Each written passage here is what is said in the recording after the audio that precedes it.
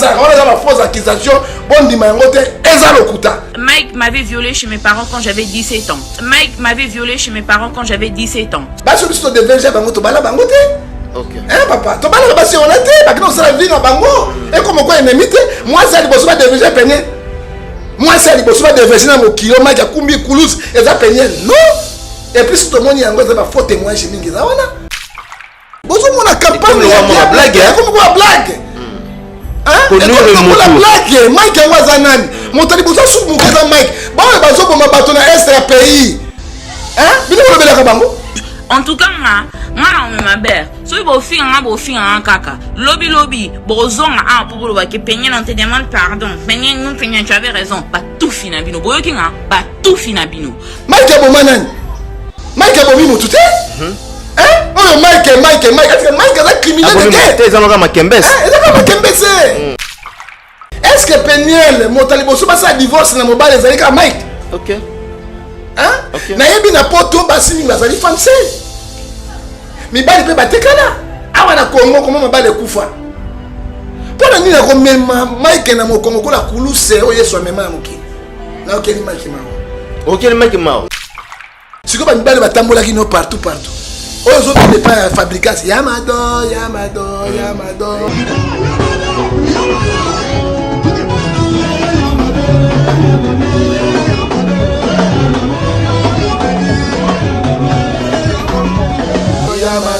Yamado na fumangana munene biteko bao. Siko bato abeta ko biteko wana kaka Mike. Watata vous-même kaka Mike. Quand de Christ botelema l'église est touchée. Sauf Bolobo. L'église est touchée. L'église est touchée parce que eux ils ont déstabilisé quelque église. Azako Iron naye azali fille de diable. Fille de diable. Vous avez une fille de diable. Mais azali fille de diable. Quand j'ai récupéré mes enfants, mon fils Shaddai refuse à ce que je les lave. Mon fils me dit, je n'aime pas quand les gens touchent mon pipi. Et je lui pose la question, qui est en train de toucher ton pipi? Oh non, une telle personne, quand elle me lave, quand elle lave Zion, elle touche notre pipi. It's like, did you tell your dad? Oh non, papa dit que ça c'est notre tantine, c'est notre tata. Non,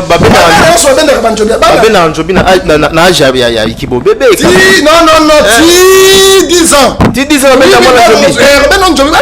papa. On dit que ma mère ne va pas sur la bande.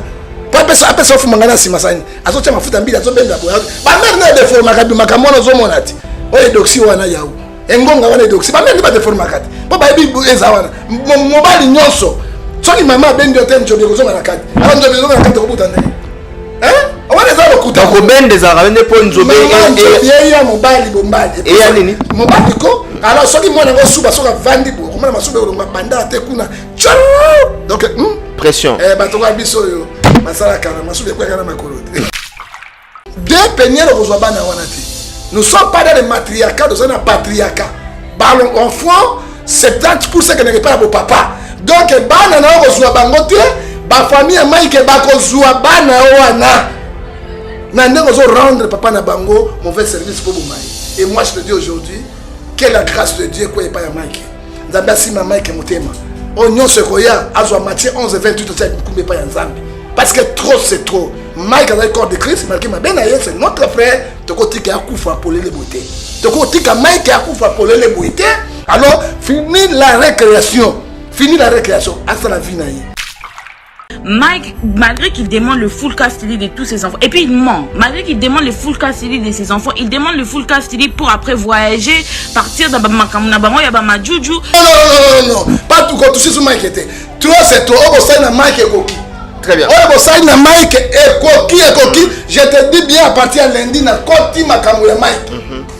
Na côté de ma camonnette trop c'est trop. Oh Simba Mike Asimbi. Sauf que Simba Mike Simba Mike parce que je vais l'attaquer parce qu'Azam tout papa. Voilà. Azam tout. Tosis Nabiso peigner la lobaki a tika Mike té jusqu'à sa mort. Au quoi ça peigner l'ina utala. Arrête de pia. Yokelanga eloko ayo. Restaurant business class VIP Bruxelles. Yeah. Restaurant business class VIP. Yeah. Ouais, zali na ba cuisine spécialisée na ndenge ya mukiete lokola cuisine spécialisée congolaise pe africaine. Awa soki okoti biloko tu ya mboka okoliango joli kitoko. O makayabu, kwanga, mbinzo, ndakala okoliango joli kitoko awa bilubutu elamba maka awa. Bongo biloko ya kotumba lokola soso, ntaba, mbisi awe tumba maka joli kitoko na niveau ya kosakana te olie ozamo bimba. Na restaurant business class VIP na Bruxelles bazali pe na mobange na salle oyo ba organizaka ba activité ya ndenge na ndenge lokola ba soirée, ba anniversaire, mariage, conférence pe ba activité mosusu ekoki kosalema awa. Oso tuna ngai soki ezali wapi? Restaurant business class VIP na Bruxelles ezwami na adresse oyo 39 boulevard Jubilé Bruxelles 1080 métro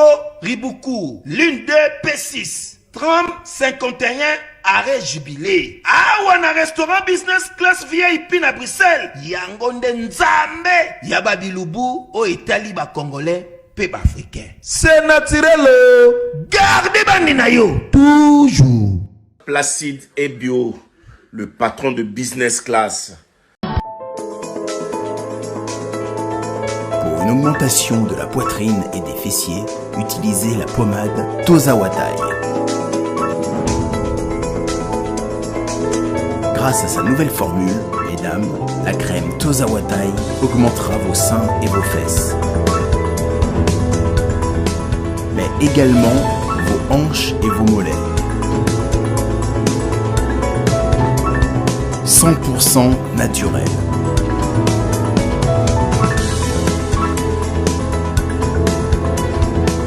Cette pommade sera également efficace pour les hommes car elle augmentera et vous rallongera votre pénis.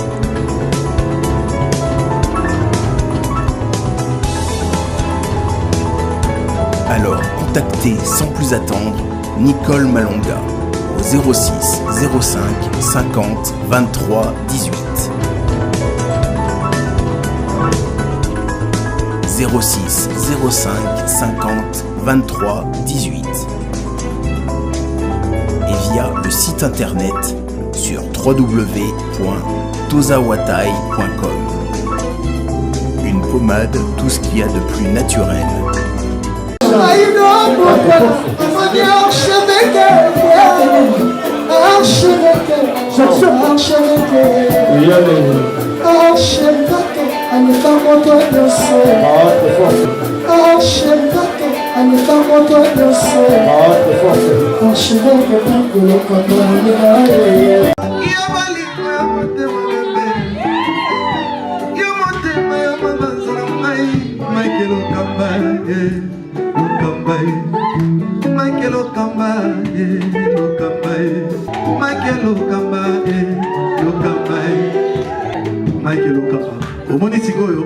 L'artiste, c'est l'improvisation. La honoré dans l'émission. Africa Elengi TV, votre chaîne, l'incontournable, la star des chaînes.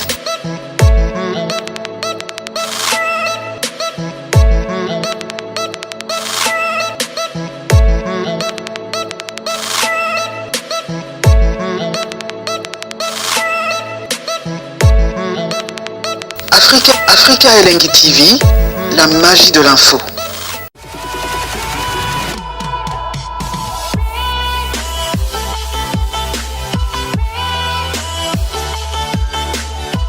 Très bien, amis fidèles téléspectateurs, amis fidèles internautes, bienvenue sur nos antennes www.africa Elengi. Je pense que vous êtes en train de suivre cette émission avec beaucoup d'attention et quant à moi, je vous demanderai tout simplement de rester connectés en même temps parce que vous aurez pas mal d'informations à travers cette émission. Comme vous le savez, cette émission, n'est-ce pas, a été toujours conçue par vous, une émission qui vous ressemble en même temps, une émission qui ne cesse toujours de repérer différentes actualités. Naba domaine surtout izoli kanakati ya République démocratique du Congo. Aujourd'hui, sur ce plateau, mesdames et messieurs, je vais devoir recevoir notre invité à la personne des prophètes Ngefa Aujourd'hui, Torosolo, la tant soit paix, tout sauf rien par rapport à Mambozo, les Kalatoile. Qu'est-ce qui se passe? Affaire à Mike, affaire à Peñel, affaire à JF, Ifongue. Oh, les va traiter prophète Ngefa, sorcier, Babengendoki. Toré va placer Babengendoki, Aliana Nabomana. Donc, sans plus tarder, je dis merci à toutes ces personnes. Au Bazota Labiso déjà, donc 5 ans. Et merci à Willy Moucheni, véritable accord d'Amboka. Et pourquoi pas dépenser à Yannick Kini. Si nous parlons, n'est-ce pas, le même langage avec notre réalisateur, à fond, l'habitude déjà plateau, Oyo Toyambi aujourd'hui avec plaisir, hein? Le prophète Ngefa, Otolobi déjà, bonjour prophète Ngefa. Bonjour, grand journaliste Mike Lokamba, Nazarale sur la plateau. Très bien. Pepe Sanga Mouete. Saint-Esprit a quitté la radio, Kolo Apambola Bozolanda, Bisson, je pas de parce que vérité d'aller. Ah ouais, oui, bête sur les Camboué, Toya Rambang et pas à Mike parce que parmi trois chaînes Yaminen, il y a télévision dans le monde, il y a posé à 14 là c'est vrai. Kinde Bosenga Toya, pour répondre à Likambo, il y a JR Fonge, Otobenge Bolobo. Bolobo, ok. Bolobo, il m'a qu'à combo ça à Zamba. Ok. Oh là là. Faut te répondre. Faut te répondre. Mais tu répondre était sans pourtant bon de l'ensemble. Pour la monnaie anticipée déjà. Kanda Tonine. Ça va te bon de là. Zambe to pesi ba bolobo nyonso bazonga na jardin ba noter sango malamu na bande ko na bango ba nyama ba makako ba mikombo so. Cha nzambe zali ko kufa na bato bazangi tina bazangi molimo santo. Tata to tikina na émission maboko na yo. Pesa journaliste Lokamba, Mike Lokamba, sagesse, science, intelligence. À tout ne pas parce que banamboka nyonso bana la vérité et comme demander ah totiki Congo démocratique mboka ngoto bobo ya poloso na maboko na yo pe totiki ba diaspora kolo batela bango sunga bango kolo po bango bakozwa bakosala Genèse chapitre 12 verset 3 bakopambola biso Yahweh obana la biso boso na biso comme on a tapé na mwana na molimo santu amen. Voilà, amen. Très bien, merci prophète. Oh, tu bénéficier déjà prière et à ton maté à bien. Prière, il y a bien plutôt. Voilà, bonne d'abord santé, hein, avant de parler. Hein. Bon, santé, ça va nécessairement. Il faut dire la vérité, dans le Congo démocratique, il n'y a pas la santé. Santé dans la catégorie Moko Songolo, depuis présidence, conseiller, ministre, gouverneur, généraux, Nayo Moko, Mike Lokamba, santé très bien. Maman, on a pu se tenir en beauté au lobby. Maman souhaite Otobengi Babi Kabala. Ah, Babi Kabala. Ah, ok, pas ya Lokamba. Je vais être propre à Bogar. La pesi maman la bisombo. Kolo apambola. Ouais, la pesi maman. Somme 127 verset 2 à 3 le biso nzambe batterie to batterie za lipamba parce que toujours les situations moko précaire et toi na crise moko élevé énorme netinga na quartier na vandi na sai 2 mois na mona ka courante on a placé non côté Angiringi côté Mama Poto na 2 mois transfert za terre courant ya kate ni ya kate na kendembangu na ville na bureau na zuma mo pepe be na yepa na zuma pepe na zone soki boete minasa zwa kwa kara na makwanza nzutu mba parce que la santé toi pe na droit à vie mais c'est dit à quoi quand même c'est c'est mauvaise gouvernance SNEL mopotu carburant mopotu ministre a détourné 240 millions de dollars. Ministre ya hydrocarbures. Azana innocent. Non, batiaki. Raison pour laquelle ba quitté. Bon voilà, batiaki nano na année pas quoi quitter, ba libérer. Na makala ba libérer. Ah ouais, zaka ba innocent, c'est comme bon on est qui a mangé cet argent, il sera interpellé ba kangai parce que dali pas de gouvernement. Soki kaka boko quitter ba tozo quitter ba to mbongo ezokende. C'est que boko soma ba transformer. Mais biloko ba kizele ba reprocher ba moni na ngote. Donc voilà. Bon, ba moni na ngote akota na année ndenge. Comment il était entré à l'année? C'était juste pour l'enseignement. L'enseignement, parce que comment il a prison de il fallait pas quitter dans niveau à côté de la prison bah la ça dit quoi tu as bien le fonctionnement il y a beaucoup de temps pour la mettre soit il va quitter ou il va commencer il aussi a quitté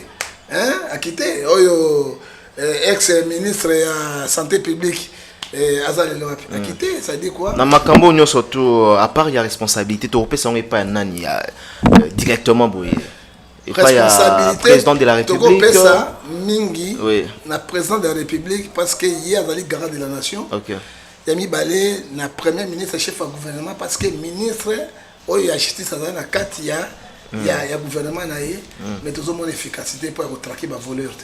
Il y a un mot qui est na kao, na mo potu, pe na poloso. Il y a John Gefa, rôle na pour dénoncer biloko yo, puis qu'on le bâti valeur, batika, parce que mot qui est voilà. Est-ce que nous avons un deuxième mandat pour Félix, peuple congolais, na où tu es vivre actuellement et on peut ça y est chance, il y a deuxième mandat? Bon, monsieur Lukamba, Mike, moi je suis un homme de Dieu, je suis monté à la société civile, nazali religieux, nazali monté à la société civile. Il fallait na lobango vérité. Au moins nécessairement, makwa kokoya. Pour kota makambo na biso. Ah, makwa kokoya. Makwa kokoya. Makwa kokoya te parce nini? Pourquoi makwa kokoya? Pour na nini makwa kokoya te? Guerre za ine. Ko batikali ka bomi balé. Mais guerre za ine na Russie, na Ukraine. Et puis hier, azali ko président Union européen. Et puis azali na crise munene salame ya coronavirus, azali acteur principal. Yango moni ba français bakanissimo, il va passer hein. Le peine à relégater, il va passer son libre était mais à Tioli, mais le peine à relégater, son libre était à Tioli. Question tout ninga awa na kolobabu. On n'échange pas l'équipe qui gagne. Très bien. Équipe peut gagner à la machine d'arrêter. Les lorsqu'ils qui bango bazal et on a pouvoir c'est la population. C'est nous qui le vote. Bisous ne te votera bango to tché bango kona. Malgré la tricherie, ma corne bango, ma camarade, mais peuple quand même attire à qu'à fois. Bon, ceux qui peuple n'a pas arrêté. Hein, Mike Lokamba. Tant que peuple azali n'a pas arrêté. Oui. Peuple azali se retrouver té. Peuple azali mai, azali courant, azali bilia, azali soin moko yamakasi. Nous vivons comme les animaux. Comme tous les zinc. Apparemment, l'hypématie, hein, non? L'hypématie, tomate à boye, mati, hausse de prix. Hausse de prix. Balongo la qui ministre de l'économie, si vous bâtir au salanini, parce que l'inflation est allée, et puis, et là, vous avez supporter, bon, la chose parce que détourner les ébiles. Ça dit quoi? Le président doit faire beaucoup d'attention. Oh, toujours mon agneau, c'est lui. À un cahier de charges pour avoir 26 provinces, 100 millions d'habitants. Alors, ce qui crise les alliés à Kinshasa, la capitale, aiguë, pulmonaire, mais la région est en dérive. Hein? On appelle ça exemple. Lobby Kabila Bimi. Est-ce qu'on va écrire dans la machine de la Kabila? Babenge président. Babenge président, Zonga. Population Kabila Zonga. La Kabila passe souffrance. Mais comment population? Non, ça va se retrouver par naïveté. Comment expliquer ça? La même population où ils ont applaudi Félix Tshisekedi, c'est celle aussi où ils ont applaudi Kabila Zonga. Bon, problème est ça. Tout cas, c'est Kabila démon. Kabila envahisseur. Kabila détourné l'argent à Kenyos. Kabila pesi mwana mboka makambo nyonso. Au lieu to kende eloko to kanisa ki po été to sa Kabila été oyebi eloko te. Tala moto ya zui opposant zui tala nga bi peuple ba bangi ba salaire ba pito biloko tout tozo mona c'est plus que pire que Kabila. C'est plus que pire que Kabila. Kabila ki nanzala. Mais nous allons tous en lelo et se multiplier. Et se multiplier triple fois. Pas sur la Kabila, ils ont loté. Parce que Kabila, ko simba défi national, côté où on a un système macroéconomique, blague était. Mais ce que nous voyons, les lois, ils allaient hypothéquer l'économie na biso. Économie par terre. Président, c'est un grand brosseur, mais il est seul contre tous. Bazo Sunga était, Mibi Baleki. Qu'est-ce qu'il faut faire? Lui, il y a 300, il y a 200 et comme il y a 400. Il y a carré comme 600, 700. Il y a salaire combien? Il y a un moment de temps au Kabila. Parce que, Proverbe 14, verset 28, dit quand les peuples sont dans la joie, c'est la gloire du roi. Quand les peuples sont dans la ruine, c'est le malheur du roi. Les lobes à peuple dans la ruine. C'est comme David et Saoul. Quand Saoul allait à la guerre, a bomi 1000. David accueille, a bomi 10 000. Dans le Saoul, on commence à chanter si David David du roi. Non, on a connu roi, David du roi, abomi 10 000. Pour moi, génération, il y a Saoul. Par rapport à David, ce que David a commis, Mboki Kochani. Il y a un Kabila Kozo. Il y a un qui lobby. Il y a un avertissement, et puis Kabila, maman livre ça semi-propagande partout dans la République Kimobimba. Et place parce qu'il y a foule de foule. Dans le peuple congolais, Kanisa qui l'article 58 de la Constitution, matière première, n'a pas bien moka. Tous les Congolais ne vont pas bénéficier. Au contraire, les Congolais vont bénéficier. À mon avis, mais Kabila Zaki a joué de l'autre côté. Kabila Zaki comme ça, qui passe, qui va attendre le gouvernement. Mais autres choses qui il commence déjà à faire, mais n'a pas eu moi, quelques jours, le président Tshisekedi Nango, et que ça sera difficile pour conduire. Vous avez une audience d'ailleurs, une audience. Na sengi na audience te bango zo. Na sengi audience te. Na sengi audience te. Mais vous souhaitez quand même au monde. Na souhaita kana ta sur les fara pour na ibisa tala. Non na ibisa les pays ne marchent pas de dotikali. Bon ayebi ngote. Non ayebi mais il faut avoir mutu na nzambe so na ibisa pour la fraternité, activité sociale, kana ba mi bionso. Baksa bato salaire 3 fois les ambons la République et talapé babilo comme soyo de peuple kolemba mais ils en a Kinshasa te mais la République démocratique du Congo balayer entourage non so na bavontour ozomona luka bato asika ba chien ko ba lukamba ba kota banani maki lukamba ba kota batamayele on peut faire quelque chose ce qui était papa président ne passera pas. Très bien, voilà, merci prophète Ngefa, nous allons évoluer. Prochainement, Tozong et la Pena, sujet purement politique. Oui. Voilà. Et qu'est-ce qui se passe aujourd'hui dans habité dans Kubenga, JF Ifongue. Qu'est-ce qui se passe? Total n'a pas dire naïe, oiseau traité, il est allé très loin, il y a aux Andoki. N'a habité na Fanandoki na plateau langa ou comment? Merci beaucoup, monsieur Mike. Ce qui te y est parce que il est caca par tout le monde parce que c'est vérité. Moi, si tu n'es mon pied, tu es venu à ça, on a même une cité. Mais par jour, nous avons 15-20 chaînes. Shalom, c'est Papa Moïse prophète. Il y a église Hosanna. Na ye ko pesa bino message de l'eau pour na ba oyo bazala ba blocage, ba limitation, ba mari de nuit, ba esprit de mort, ba maladie oyo esi la kate. Mais mingi na zana besoin ya ba oyo ba tambola partout. Oyo ba luka ba délivrance, oyo ba mata kutu ba vio pour na ko luka ba délivrance et simbate. Na zana besoin na bino boya pobo bika po ite ngonga na bino ekoki. Awa ba benga ngo terminus. Awa ndezali sika ba démonios surtout basukaka moto moko na ya ate azwa délivrance ka bikate na le salamate bangonio surtout babika avant kutu boya bo fukama bo senga Saint Esprit ala kisabino soki papa Moïse azali ya ye ou bien ya yete a ko répondre bino tout de suite bokota na YouTube bo beta Papa Moïse prophète TV boko mona ba témoignage ba belé oyo babika déjà oyo basala. Na kumisi nzambe ya Osana, na kumisi nzambe papa Moïse kwa bikisinga na malade estomac. Na banda ko souffrir mingi na estomac. Ezaki soki kanginga na zongala te, ezo sala pasi tina mukongo moto ezo bimangai. Kolia madesu pasi, babilo musuko lia ngo très difficile. Depuis papa Moïse abondela pona ngai na zwa kimia.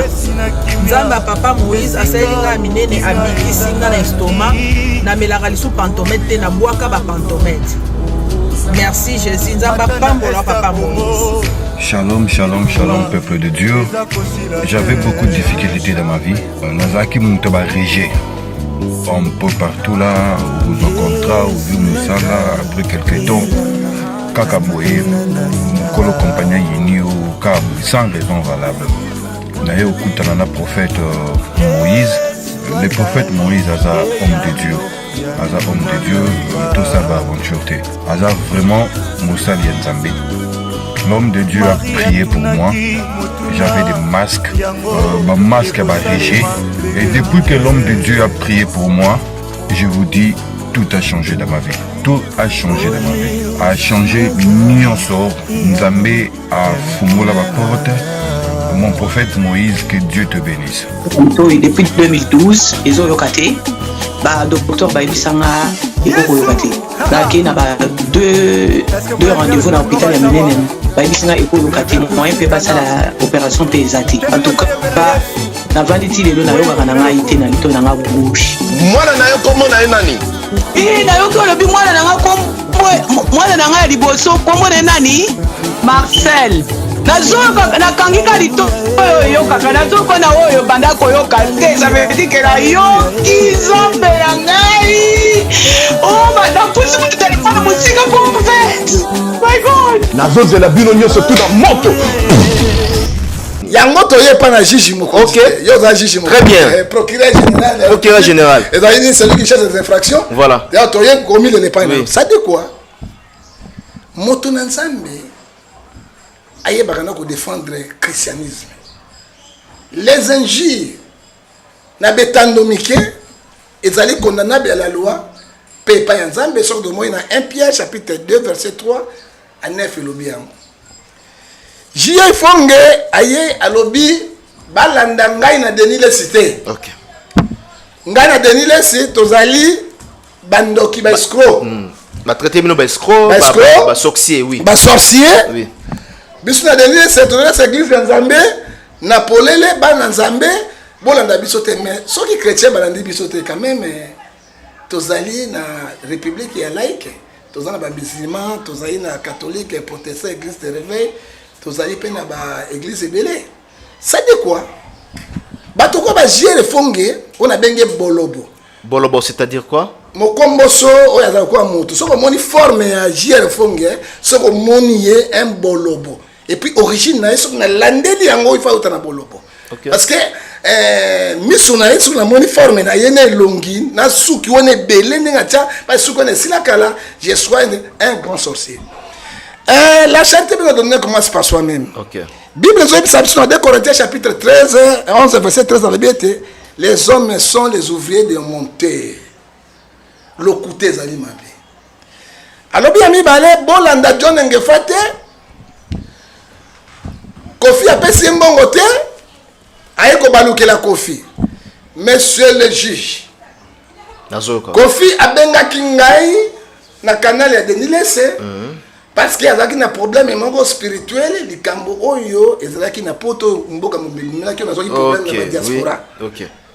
Moi, tant qu'un homme de Dieu, mission de ma pesibisonini, Matthieu 17, allez prêcher, dit que le roi est proche.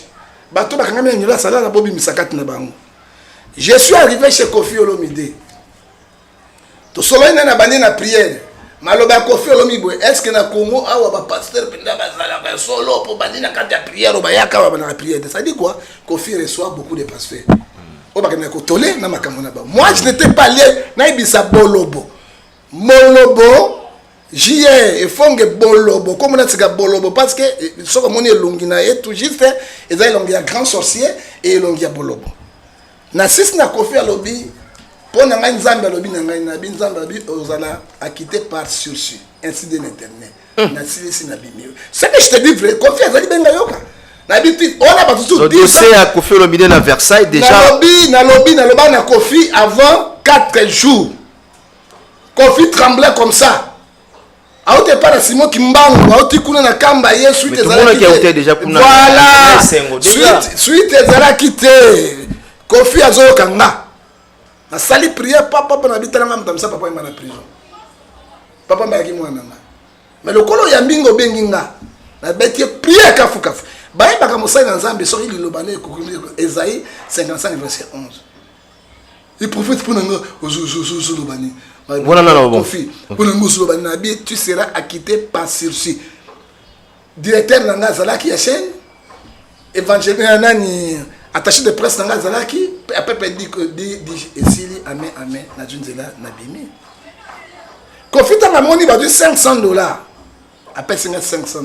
Pour na Moussa na Nzambe balobi na kati na Matthieu 10 verset 40 à 41 ba Moussa na boko pamba te. Même temps ya pas na temps na zonga ko pesa transport. Il perd certains sens l'église kuna ça na mona bango tu es béni parce que tu es reçu un homme de Dieu. Très bien. Genèse chapitre 12 verset 3. Hein, j'ai béni ceux qui te béniront, bah tu vas la bénédiction te. Tu fais ça chaque temps. Hein? On a ça la corruption? Non, jamais. Na mbango la Kofi apesa ki ngo il faut que je na zoloba na pète chaque chaîne $100 na zonga ki vide un franc. Bilamba apesa ki ngai parce que na ba contenir ya bilamba. Apesa na bilamba. Apesa na bilamba veste, apesa ngai 2 chemises, na ba cravate na kabaki yango. Net motuka lukamba, apesa lukamba bilamba. Mike lukamba apesa bilamba pinda so. Hein? C'est impossible. Impossible. Na kabaki yango esili. Na zongela profit des fois. Na kokamwa. Tango mwana nga kufi. Na lobi yango publiquement parce que Jésus de sa la vérité. Bolobo ayokanga. Bolobo ayokanga. Na lobi ata bato nyonso mais Kofi a sala irreconnaissance boité. Ayebi bayeba moninga na passe tango likamo.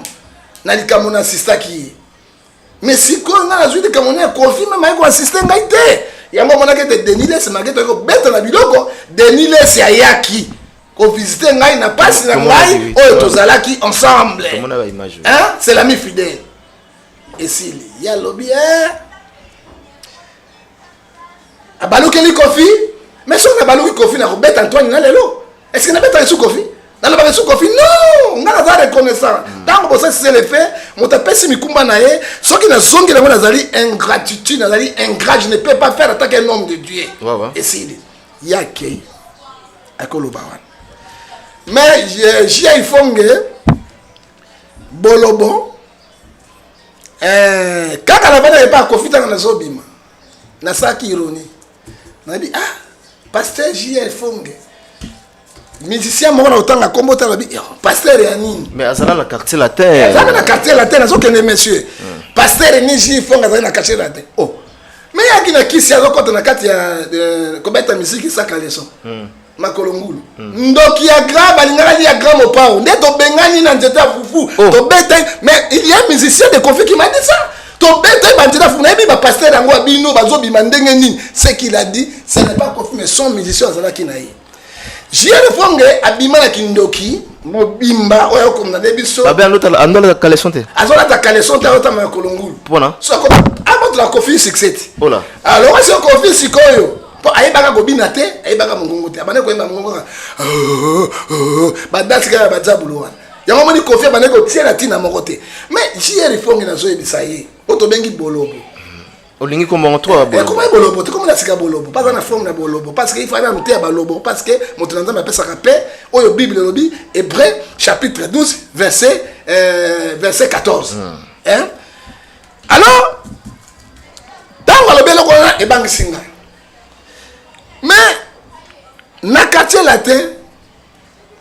na yo kata vocal ne moko yimba ezate ba vocal ba député Chavani ba okola ba burompela lokola Montana Kamenga ce sont les musiciens o bazaki na quartier latin o Kofi alelaka bango na lelo lokola Fali Pupa botangela ngai penda nini bolobo akena badansa makako ya ba équatorien wana badansa makako na quartier latin badansa wabina za so moika forme ko bin yakut manjoto makazo kwa bolobo ba ko bengana ya kindoki ayo ba alongwa quartier latin te me ba bengana ye na banzete fufu ba bete na kola kola sorcellerie na kuti dossier na epa Kofi il a musicien ga bisinga yango mais ba pasteur yango ndenge nini oyo bazo komana yango bo tango ya longwa na quartier latin babengani ayiko koma pasteur autoproclamé ngana tuni monsieur pona kota likambo na ngai nani akomisaki bolobo pasteur père spirituel ni nani bolobo lelo pake ezali lobi ngai okomona ngai na John Gefa TV de nazolesa bato saint et puis culte na ngai John Gefa lekaka chaque dimanche na télévision tuno ya bolobo eza wapi na ndimite na ndako neta mwasi na ye na bana bakotaka te parce caractère ne mabe ayi koloba ya mibale nga na Deniles toza ba même poisson de même plumage ba sorcier na koyebisa ye ba men ba frapper na koyebisa bango bo soki nga nazalaki escroc na men na kotambola na ba camion otambola kanango na kotambola na ba Jeep Range Rover o Deniles na kotambola ngo un escroc otambola na Mercedes 190 ya Canadien hein monsieur c'est lui qui craint Dieu yaka si bakoropaka ngai te il lui croit ça mbongo yaka ba $100 000 yaka mais na ko traimboka te na ko tambola na 190 te na ko tambola na camion climatisé hein papa ya mibale yango wana nazali sorcier escroc na Deniles Un sorcier magicien a dénoncé Rabatou Mabete. Pour pas besoin de loge tête. Je te donne l'exemple. Kofi Alobabo. Mike Karambai. Mi. Soki ba koti na paradis. Ngai pe na kota po biso nyonso to kutana kana dojo moko. Est-ce que Kofi amonanga? Bolobo kene ko te ba kako na zamba. Si n'est pas un pasteur, bon keba na mutu wa boye. Est-ce que amonanga?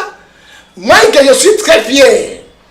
Un magicien qui a témoigné dans la télévision. Na mona kabasa nyo sonza bazoba kisi sauf le prophète John Gefa tout le monde a été nyonso ezali jalousie ya mazabu majabu ememi bango kanda na motema ya misato na koloba na ndeko ifongeboye ya globi na biso ba père de mensonge biso ba père de biso diable mais ils sont pas na ye Jean 8 44 lobby et lobby et lobby, vous avez pour le père le diable qui était le monteur depuis le commencement, qui n'a pas aimé les autres et ses œuvres étaient mauvaises. C'est la père de mon sang, c'est le diable. C'est lui le père de mon sang, c'est le diable.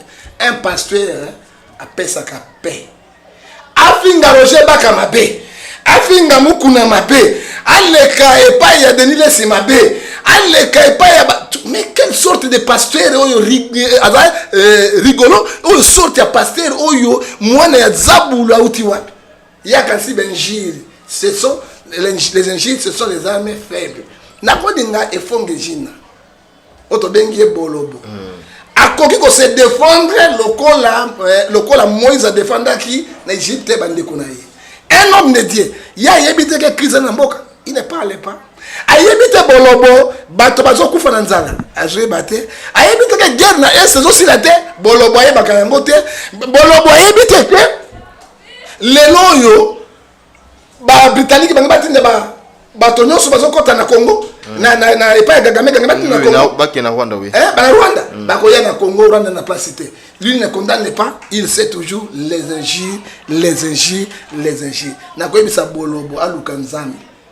On m'a dit place à côté, à kokokela yango te, na ko bete na 150 chaînes pour a changer. Ah wa lelo e komi o atushi ba maman na bisote, ba papa na bisote, bana te, bango ba bandaka. Si maman dans biso ko réagir ezamawa. Denis ce n'est pas égal à moi, monte na chemin na ye. Denis c'est l'église na makamu na ye, ngana na makamu na ngai, mais ko comparer ngana Denis qu'est-ce que j'ai fait du mal monsieur? Na escroquer nani? Et puis nazali facile à corrompre, na pa corrompre ngai nani? Je ne sais pas. Mais on peut pas embattre prophète Ngefa. Peut-être l'air moussou déjà yoka amona ceci cela donc voilà les lois à combien moi à quitter lobby qui non vous avez ndoki vous avez sorcier voilà. Est-ce que vous pensez à Fanineka Aboye à l'objet comme ça oui bien ça Roger Baka moi je suis pas Roger Baka moi je suis mongala en Christ na koyela inde mobimba oza mongala ya Christ na koyela yende mobimba. Hein?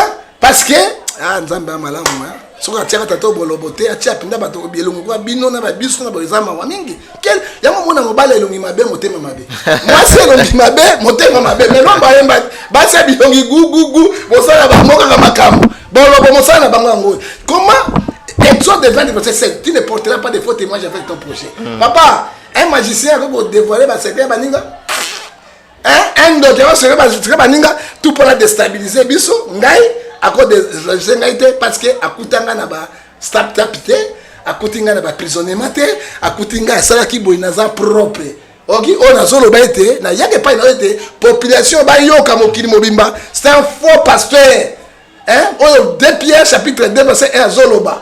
Et puis Azali père le diable yango moni batoka bango Ephésiens 5 verset 5 6 c'est la colère de Dieu qui tombe sur le fils de la rébellion. C'est qu'il oublie. Somme 5 verset 15. Ne touchez pas mes ouais, ne faites pas mal mes ouais. À toucher moi ça ne nzam ou Azali propre. Yami balé. Somme 6 verset 16. Batele maki Aaron na Moïse.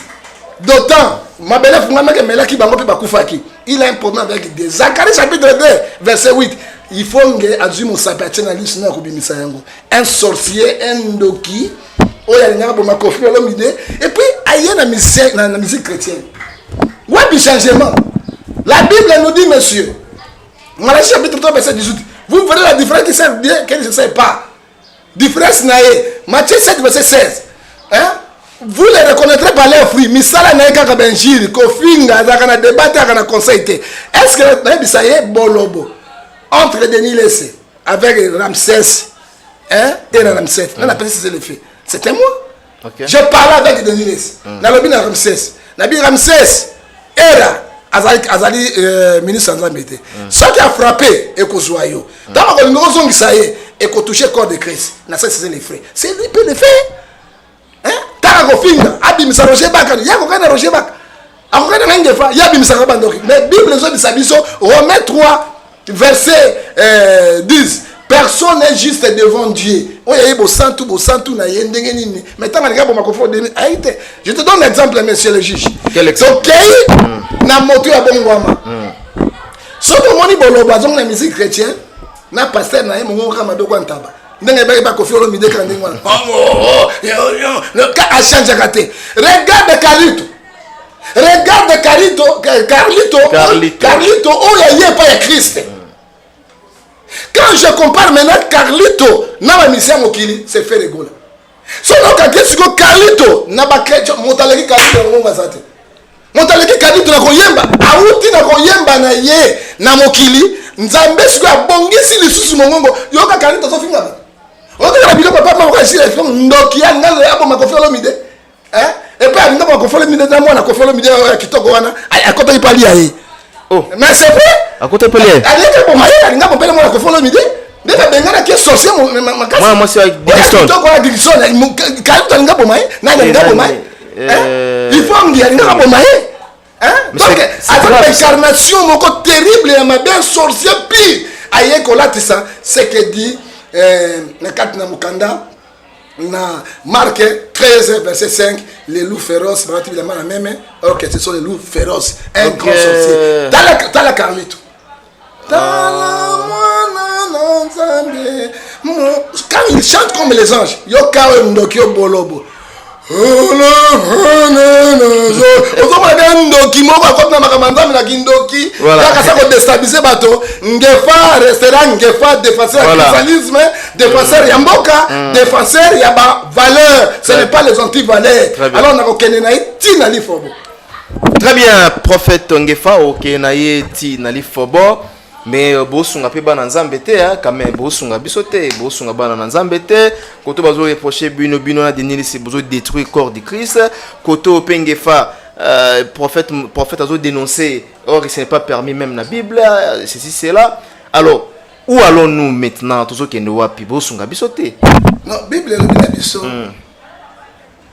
awa na kati na mukanda na nzambe. Surtout, dans le lobby, dans Hébreu 12-14, chercher la paix. Lui ne cherche pas la paix. Dans Romains, c'est na 12 et 17. On dit à moi la franchise, à moi la rétribution. Mais Jésus a le bac dans le bateau. Il a qu'on a malade, il a qu'on a le bac dans le boîte. Ça, c'est quoi? Jean-Baptiste a dit les races de vipères qui vous a dit de fuir les collègues d'éternel. Il faut défendre l'évangile ensemble.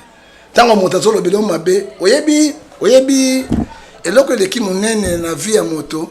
Ezalaka nil mbongo ezalaka valeur na yo ezalaka honneur na yo réputation tango motakoti motema mabe pour détruire yo quand toi tu ne parles pas bakoloba ya solo soko ba batalimete balobaka te bayebi misala basala on a dit yango quand moi je me sens libre moi c'est un peu de laisse parler de laisse il faut parce que ce sont les faux pasteurs, les faux prophètes. Nini naye ezali na Jérémie 23 verset 1 à 4. Nzambe akoboma mabe atanga yango Jérémie 23 verset 1 à 4. Un faux pasteur va disperser ma brebis ensemble. Et là on appelle sa paix. Aluka kopé satoli. Aluka corps de Christ a touché azoluka ba bezo zangatina pour azo toucher sur corps de Christ. Quand des fois pas avanigné complice il faut na lobo ngana yebi pour être azongi na misala wanate et puis il n'est pas un pasteur parce que dans l'église dans la patite dans l'intersection non ça nini prédication en ligne prédication en ligne lobby est l'autre côté ata bino bato tout date ko sabe prédication en ligne mais azana sika oyo azote ya bana prédication en ligne ko finga bato Est-ce qu'elle a que ça bateau Romains chapitre 12 verset 30 à 34 cherchez premièrement le royaume des cieux à la bateau car vous condamnez bateau or que le seul juge Romains 14 verset 4 qui est-tu de juger mon serviteur s'il tombe s'il tient debout sera le gars son maître car son maître le pouvoir de lui a permis lui n'est pas juge ndoki ya pamba linga boma mwana kofolo midea mwasi wana et puis alinga lia kofi babengana yé na quartier la te na nzete ya fufu babeta ya wasoko mwana bagangi wana et c'est l'information que j'ai eu na bomba ki aye na kindoki na ye na face ya bolobo na pona ko détruire na Nzambe et ko simba te parce que biso tuzo mais si c'est là c'est vraiment scandaleux. Mais je te dis la vérité moi j'étais chez Kofi Olomide Kofi a bisingaité mais bateau ya beta na bango un grand sorcier à la tracale santé dans la musique. Tu as la tracale santé. Tu le lo. Yo mon habile m'a débardé la tracate. Na ba souke be. Tu le lo ji la tracale santé. La tracale santé. Hein? Obi ba débardé la tracale kala. Et abi ki la ba pesa yi. Alors moi on a carté la terre akende na yango. Na souke akata te. Mon ko kata souke ozali bonga. Ji ya ko ngakata JF fongi. Bolo ba kata souke. Do sengi na kata souke ondi maye. Ki lo ko la biso boto la kata souke abela libomba. C'est non ba kisi asimba no zoba. Na ye akata souke ko la ngai boye. Parce que ba coiffe on est si là. Te ba coiffe boye akata yango. Ta ba coiffe le londi yango. Asala yango. Ta lo ngata pamba ko mona yango. Donc liboma na ye wana. Ya ko mona liboma et so pese biloba loba pour être à déstabiliser. Ce que l'objet de c'est son problème. Alors bien le jeu ba ngam fane pas rocher baka. Parce que ndenge na zo souffrir na mboko papa. Pour le défendre mboka, lui ne peut pas le faire. Il ne peut pas le faire. Et puis moto ya boy, il faut mettre bravo. Voilà. Hein? Il y a pas déstabiliser ngate. Avant déstabiliser la likamoni. Très bien. Très bien. Voilà, merci. Nous allons mettre un peu de l'eau dans le vent. La moni prophète Ngefa Kende moi likoloa. Oui. Voilà, Tokita vraiment. Parce que la Bible dit résister au diable. Dans Jacques 5, 6, il faut le donner vous. C'est un diable. Très bien. Père de mensonges. Très bien. Il faut que tel est parce qu'il y a de la décourager. Voilà, dossier Peniel Otalaki, Bilili, Bisunyo Tofandi na Tofandaki na Bandaku, je ne sais pas moi ce qui Bozalaki Wabi. Comment est-ce qu'on réagit à propos et bimagi lobby na munoko ya Peniel? En tout cas, ça fait scandale à la toile. D'abord propos ya lobaki sur Mike Kalambaya, d'abord propos ya lobaki si na bandeku ebele. Oyambi makambo wana tout ndengini avant de décortiquer na ba sous question nanga. Merci beaucoup monsieur le juge. Tokoyi koloba na Peniel boy. Na mpesa kutoli moko pété. Acte 20 Acte 5 verset 37 à 39. Baboun Saranzan bete. Malgré ma beya ndeko Mike. Mais il faut qu'on ait des favorités. Mais ce que moi je dis à mon frère Mike, il a malchance na basi. Il a malchance. Donc Mike a malchance ya basi. Azali penda lui chance à quitter au point une femme message bâtit sa maison proverbe 14 verset 1 à Zuya Ngote. Via Mike bato ba baby ça les ali basi ou ba détruire les ali basi ou ba continuer passer le basi. Na ko pesa eloko na ningaki bolobo akopesa conseil attaquer moi na nzambe. Quand je pas bolobo kombo asikajier il faut ngi donc kombo yo renommé kombo bolobo ana longe bolobo fati neka bolobo so moni kamata bolobo équateur so ko tche boye odui JR bo baxi boye identique ba kesa kana suki pas bolobo na suki ko biso mais on est un JR comparer être humain na mais na lobi na ko comparer yango yo kana bisayo au moins na mboka na biso bangombe famille oso babenga bango boso mikomboso donc ba mikomboso ba bota na bato bana na mikomboso ba bota na bato bana mboka na nga abenga bango boso mikomboso et mikomboso aboti na mutu mobali mwasi akufi akende kezamba mikotu ye moko zonga te jumba yeba mona ni basani basukuli ne la sukuli basani amona biloko abongisa ndako biloko tu olika mondenge ni ako tata ona kala bazaka mitema bo makasi tu moko abombani bo akende bamone mokombo sa mwasi mabele kita ye azosala bi pero na bibi ali ngaki mabishishu kimata ye mokombo sa moto ba ndenge bo fumangani ndenge bo mabele ndenge bo mokombo kila pesa ndenge bo fumangani pe ndenge moko mais goût différent Alors mon comboso pité est grave. Oh il est penam biolong mais autant n'est pas mon comboso. Azui père wana kiki. Père oui good. Allez comme père qui musala mon comboso est titi azui ze mais aboti mutu wango azotambola lokola mon comboso na bato. Donc bazana mboka na nga. Bazana mboka na nga. Vous ça la vision de na chia fonga abima kuna. Akota kuna. Donc babiso boso mi comboso boso mi gali. Titi papa na yakate. Babota mi comboso bana bo 5. Jo moko bato ba na village te balobi oh. Tato banda kende azonga kateli kamoni tolanda papoyo. Balanda bakende na kata royo. Bana na ba poil ebele na banini bo batala mokomboso akimizana bazui papa wana na bana wana bazongi na mboka titi bana bakoli à les génération ali bana ba botani ba boti pe na basi na biso ali bana wana lelo village mobanga boso mikomboso jiera utakuna paso mo elongia jiera etana utana bolobo pa comment on est bolobo ti autant de côté. Très bien, dossier Peniel. Dossier ya Peniel. Je peux dire ceci. Na fingi était mais na zongi c'est dans zela. OK. Pendant aye tu as marqué on a basé sous na 20e siècle était 20e siècle était basila alors akende écouter évangile injile et pas bolobo bande konaye ba mikombo soko na Équateur ensemble alors eloko ya Peniel place ni déranger place ni choquer yo na ba propos na ko choquer ngai Ecclésiaste chapitre 1 verset 1 à 4 chaque chose a son temps eloko ni si la kate est-ce que Peniel motaliboso ba sa divorce na mobile ezali ka Mike OK. Hein? Okay. Na yebi na poto basi mingi bazali femme seule. Mibali pe batekala. Awa na Congo comment mabale kufa.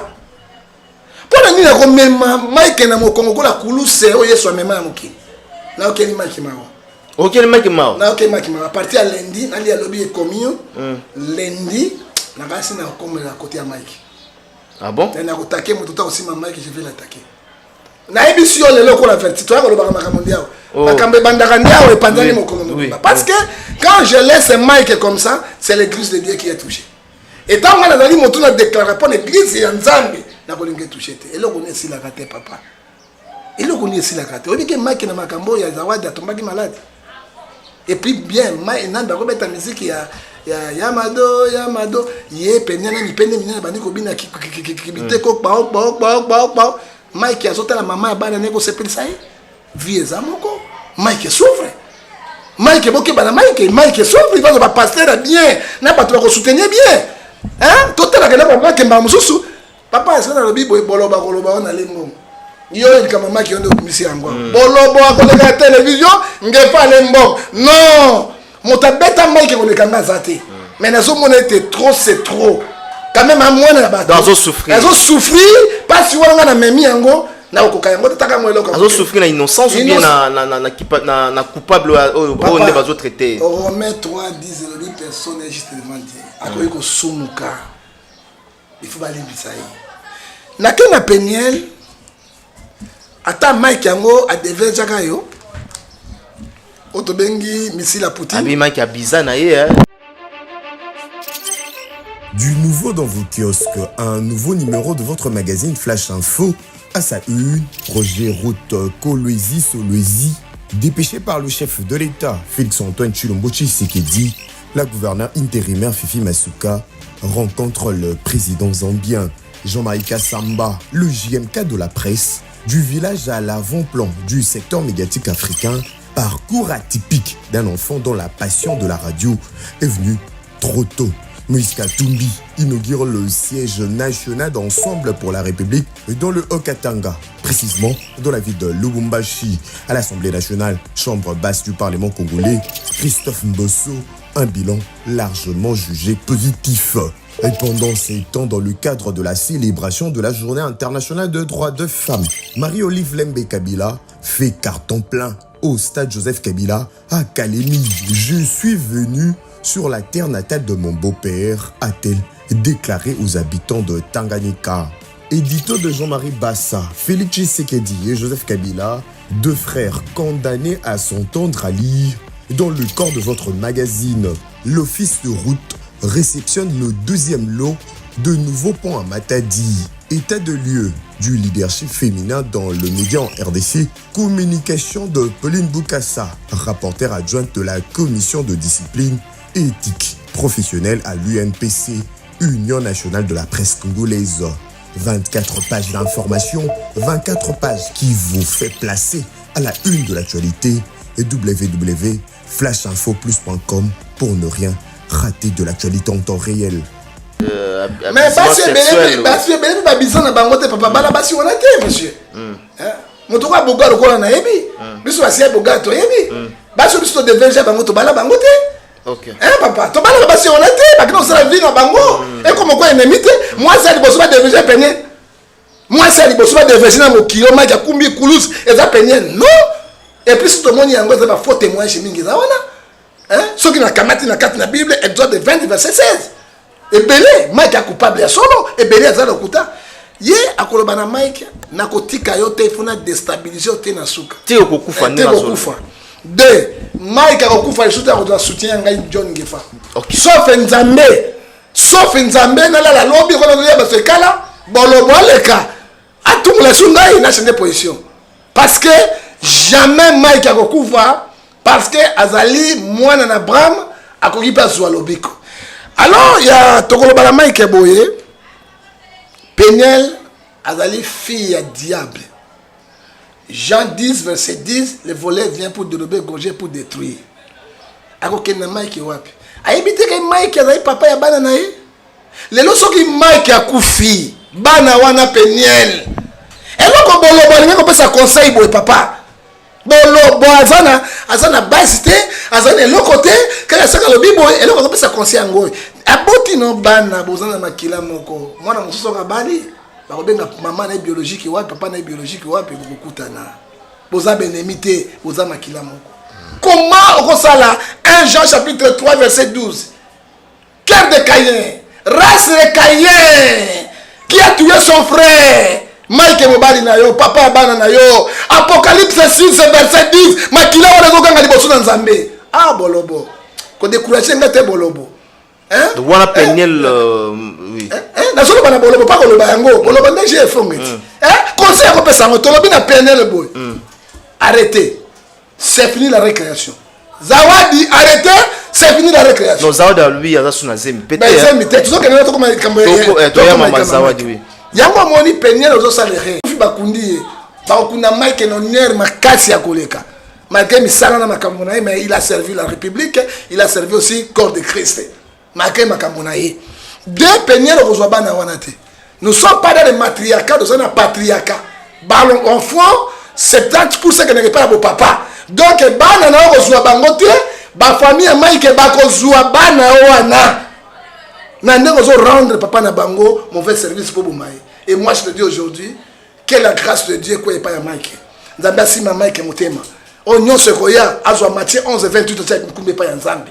Parce que trop c'est trop. Mike a le corps de Christ malgré ma benaye c'est notre frère tokotika akufa pour les beautés. Tokotika Mike akufa pour les beautés. Alors fini la récréation. Fini la récréation hasta la vie naye. Yo bika kotika Mike ti Mike akufa. Mais jati poti. Holandais lié l'Afrique du Sud. Aya beto na kembesa na hôtel frère titi Holandais déjà porte hein ce que ba mbele batambola ki no partout ozo ne pas fabrication Yamado na fumangana munene biteko bao ce que bato beto ko biteko wana kaka Mike watata vous-même kaka Mike corps de Christ votre élément l'église est touchée sauf Bolobo l'église est touchée parce que on a déstabilisé quelque église. Il a fille de diable. Fille de diable. Mais elle fille de diable. La Bible, elle a dit que Yebisabiso, Ndeko, na Pole le Penza, 2 Corinthiens chapitre 11, verset 13. Et le Bible les hommes sont les ouvriers de la tromperie de leur cœur. Les femmes sont les ouvriers de la tromperie de leur cœur. Arme na bango zali tromperie tango bazo batana lokuta motazo kende Mike ana motema un que motema ninga ba choc ya boité. Mais là maman qui découvrir ninga lobi a découvrir bana na ye l'air zo sukola bango azo sukola bana babisi maman ko simba nga awate parce pour na nini na simba wate atangi mutu tel ezana famille ya Mike a simba nga yango Le Kuta. Monsieur, attention avec les démons, avec les mensonges, le bayango. Les aïe le Kuta. Ma famille a Mike à Simbarainan. Tata Mwasi, je crois, elle a parlé de Tata Mwasi. Là, Mike a une autre cabane, pas Tata Mwasi. À moins qu'il y ait un beau sens, il y a Tata Mwasi. Les bandes qui sont là, bango kuna, basimba, bango pipi, ceci, cela. Non, basukula gâté, papa, ta ngai maman nga sukula nga koto, te papa, tu ça solo. Hein papa? Non, yakobenda. Yabenani. Njobi. Njobi. Kobenda Njobi. Moi na ageni. Bana mikete. Oh, mais abena Njobi pe ya pe munene. So ya Njobi ngo na gâté papa. Babena Njobi na âge ya ikibo bébé. Non, ti 10 ans. Ti 10 ans babena mwana Njobi. Babena Njobi ba te papa. Robota ngani. On dit que ma mère ne va pas bana ba sukula bana. Apesa fumangana simasani azocha mafuta mbili azobenda boya ba mère na deforma kabi makamona zomona ati oye doxi wana yawo engonga wana doxi ba mère ba deforma kati pa ba bi eza wana mobali nyonso soni mama bendi hotel Njobi kozonga na kati alors Njobi kozonga na kati kobuta ndenge wana za lokuta ko bende za rabende po Njobi e ya mobali bombali e ya nini mobali ko alors soki mwana ngo suba soka vandi bo komana masube olonga banda te kuna donc pression bato kwa biso yo masala kana masube kwa kana makolo te a prostate to na biso osani papa kaka masube ko na kana sama makolo wala sobona wala bete sipa mele basala wala za fausse accusation bondi mango te eza lokuta eza ipona ko déstabiliser sur Mike Kalamba mais j'ai dit na église nyonso corps de Christ on va pardonner Mike c'est notre frère ma belle Koti et kolongo ka lisute mais nzambe mo ko pardonner parce que j'ai Nzambe mais toi appuyer ba diable ba pour la déstabiliser Mike c'est pas toucher corps de Christ. Très bien, nous sommes arrivés à la fin mais tous au dossier à Zawadi. Tout là tout la moki bonne story il y a Instagram à lobby qui a à celle fausse couche zemeza les sous-souté. Mais bon merci Seigneur. Zema ngwe kwa kei. Oya lokuta mais yo confirma qu'il y a un gars bon le bisu le côté ndene mais c'est mais ça vous avez la gina zemi zemi on a total qui d'ailleurs ça ça les fausses couches c'est-à-dire que ça qui zemi total qui Mike ta beta ka Njobi kuna ba ko pasana ka ba Poutine na missile à Poutine kuna fumangana mkengana tozala kite alors ndenge pas le bible ngai moteme kite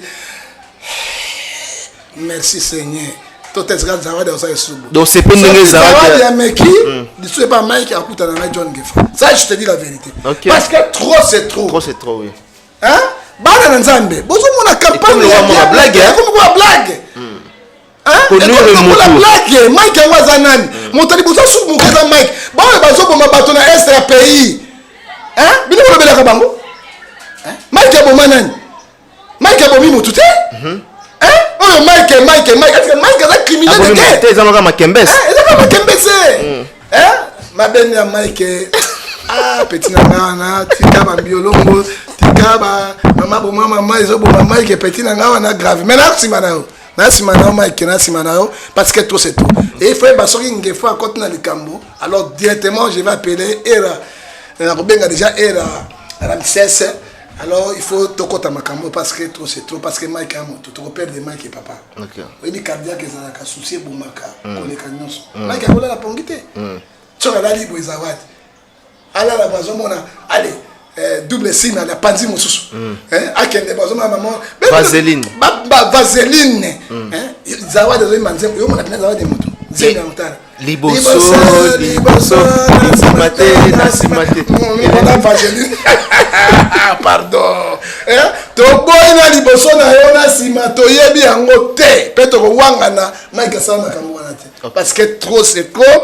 Na oki Mike ma ata Yesu ba souffrir na kulusi boité. C'est mon frère. Ozana CD ya nzembo ya Zawadi. Ozana wana. Ozana ngo ezakuna na bureau. Ozoka ngo? Nazoka ngo. Wa liboso. Mbi na tobi na fiere.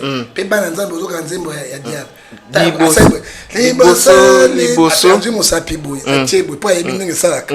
Sima liboso nasimate. Wa Vaseline kuna na to passe. Alors pas na yo mo Mike lo kamba. Wa to lo bate. Non. Pas tout quand toucher sur Mike était. Trop c'est trop. On va na Mike et Koki. Très bien. On va ça na Mike et Koki. Je te dis bien à partir de lundi na Koti makambo ya Mike.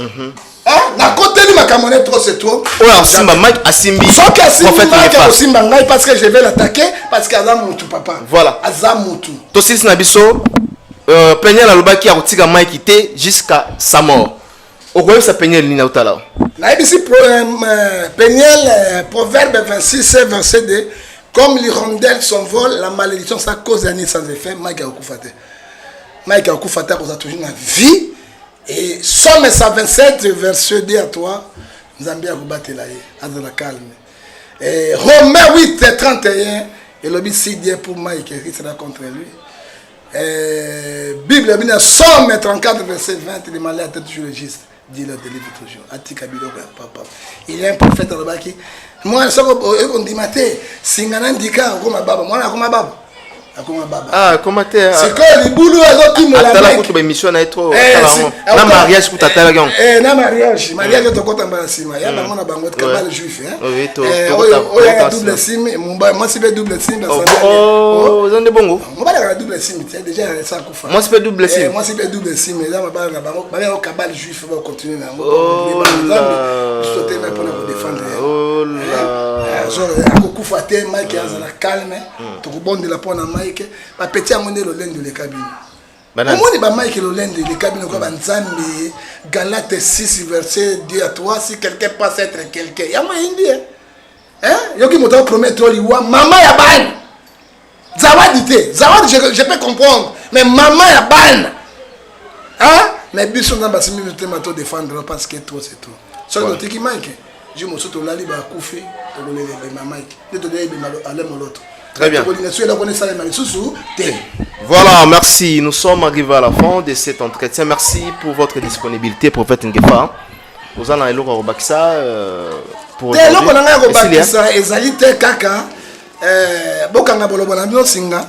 parce que nous avons 150 émissions na kokwela et kozala mamuté. Comme obanga ndenge komi boye ozobenga ye bolobo asali boye kuma mama bitumba ofutelo biye aye. Na bouquet le boko. Bouquet le boko to la justice. Pa bango babandaka. Atu na kofi lo media to ka shaka ko. Dai shaka ko aleke na ko imba musika bolobo. Et puis kobina banzima bolobo. Eh wa je la simate andoki oka. Bon, tout ça n'a biso. Il faut yoka. Parce que otani comme c'est là, il faut yoka Carlito. Ah, tata oyo. Que Dieu bénisse Carlito. Voilà, tout ici, parce que tant que ya Chaka Congo, ozolo bape mbabogara entre yena Chaka Congo na Zaboga. Ah, Chaka Congo bogara munene. Yo kombana bolobo ko pena moto papa. Eh, Chaka Congo drapo, Chaka Congo la jola ala jola mosoka kagabi. Do Chaka Congo aleki. Mosika Congo ya kitoko. Personne moni eboye. Ba tshai mutu a Chaka Congo ya bolobo. Obenga Jacques il faut ngipona ni. Bolobo te? Ah, OK. O tshia bolobo boye ko banga. Mais ce que moi j'ai commencé voilà solo mon son tabolo très bien. Voilà, nous sommes arrivés à la fin de cette émission. Merci encore une fois le prophète Ngefa. Donc remerciements ça non très bien. Merci merci parce que tant on dit que quoi il faut pas agir si vous battez pas en matière matière et bandandé à base de matière so que bandé on est pas voilà nayebi bana yango mona kima kimbango epa ya juge oyebi komona mikolo juge président oh là là na sepeli na Congo wana donc tozonga tofani sans pemene archevêque voilà juge archevêque mais mon sœur madame Guinée président archevêque très bien. Merci beaucoup Nazu Kombo na Essengonyon surtout na fille. Merci beaucoup. Et puis je le mérite. Très bien. On mérite un homme mais to bakisi komba bolobo. Alors moi je refonge mo tabenga bolobo. Ah là bah comme bolobo. Moi la force na ide bolobo ti ba benga ni. Très bien. Mais elle a tinde bilamba bolobo la takate mais elle a bilamba. Voilà, ngala ka c'est péché à ce ko benga mutu être humain au benga. Dans la bengi biso bana démon. Ce qui a sali péché, il peut faire ça la péché. Non, la petit droit de réponse. La Bible les olo babongo. Non, Bible le dit. Non, à moi la vengeance, à moi la rétribution, ah, il y a m'a vexé belé. Nous sommes arrivés. Au même moment, on sans vexer.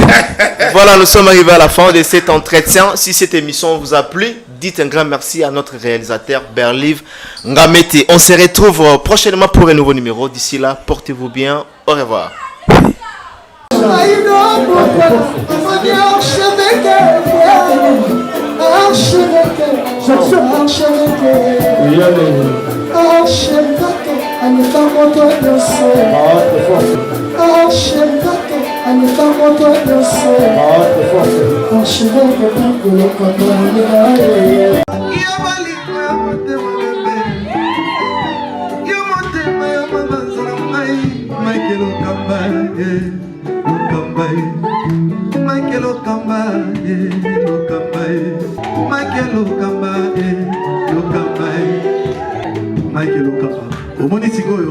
L'artiste, c'est l'improvisation.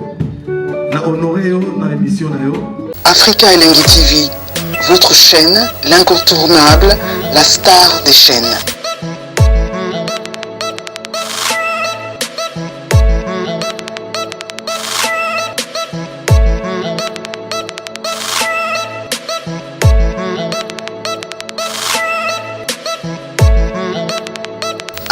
Africa Elengi TV, la magie de l'info.